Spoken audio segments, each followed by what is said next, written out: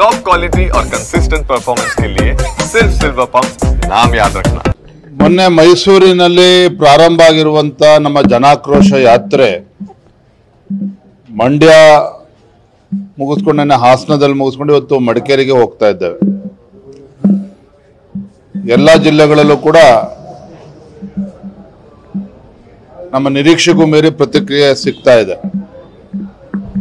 ಅದರ ಅರ್ಥ ರಾಜ್ಯದ ಜನರು ಈ ಕಾಂಗ್ರೆಸ್ ಸರ್ಕಾರದ ವಿರುದ್ಧ ಆಕ್ರೋಶಭರಿತರಾಗಿದ್ದಾರೆ.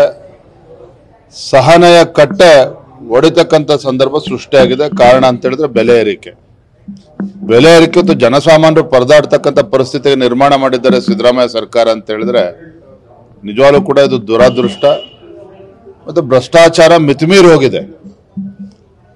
ಎಷ್ಟರ ಮಟ್ಟಿಗೆ ಕರ್ನಾಟಕ ರಾಜ್ಯದಲ್ಲಿ ಭ್ರಷ್ಟಾಚಾರ ನಡೀತಾ ಇದೆ ಅಂತ ಹೇಳಿದ್ರೆ ಮುಖ್ಯಮಂತ್ರಿಗಳ ಆರ್ಥಿಕ ಸಲಹೆಗಾರರಾಗಿರ್ತಕ್ಕಂಥ ಬಸವರಾಯ ರೆಡ್ಡಿ ಅವರೇ ಹೇಳಿದ್ದಾರೆ, ಇಡೀ ದೇಶದಲ್ಲಿ ಭ್ರಷ್ಟಾಚಾರದ ವಿಚಾರದಲ್ಲಿ ಕರ್ನಾಟಕವೇ ನಂಬರ್ 1. ಹಿಂದೆ ಯಡಿಯೂರಪ್ಪನವರು ಮುಖ್ಯಮಂತ್ರಿಗಳಿದ್ದಾಗ ಭಾರತೀಯ ಜನತಾ ಪಾರ್ಟಿ ನಮ್ಮ ಸರ್ಕಾರ ಅಭಿವೃದ್ಧಿ ವಿಚಾರದಲ್ಲಿ ದೇಶದಲ್ಲಿ 2ನೇ ಸ್ಥಾನದಲ್ಲಿತ್ತು ಗುಜರಾತ್ ನಂತರದಲ್ಲಿ.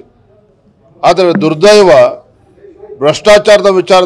ಭ್ರಷ್ಟಾಚಾರದಲ್ಲಿ ಕರ್ನಾಟಕ ನಂಬರ್ 1. ಈ ಸರ್ಟಿಫಿಕೇಟ್ ನಾನು ಕೊಡ್ತಾ ಇಲ್ಲ, ಸ್ವತಃ ಮುಖ್ಯಮಂತ್ರಿಗಳ ಆರ್ಥಿಕ ಸಲಹೆಗಾರರು ನೀಡಿದ್ದಾರೆ ಇವತ್ತು. ಹಾಗಾಗಿ ಇವೆಲ್ಲ ವಿಚಾರಗಳನ್ನು ಹಿಡ್ಕೊಂಡು ಮುಸಲ್ಮಾನರ ಓಲೈಕೆ ರಾಜಕಾರಣ, ಪರಿಷ್ಠ ಜಾತಿ ಪರಿಷ್ಠ ಪಂಗಡಗಳ ಅಭಿವೃದ್ಧಿಗೆ ಮೀಸಲಿಟ್ಟಿರ್ತಕ್ಕಂಥ ಹಣದ ದುರುಪಯೋಗ 38,500 ಕೋಟಿ ಎಲ್ಲ ವಿಚಾರಗಳನ್ನು ಹಿಡ್ಕೊಂಡು ನಮ್ಮ ಯಾತ್ರೆ ಇವತ್ತು ಮಡಿಕೇರಿ, ತದನಂತರದಲ್ಲಿ ಮಂಗಳೂರು ತಲುಪ್ತೇವೆ.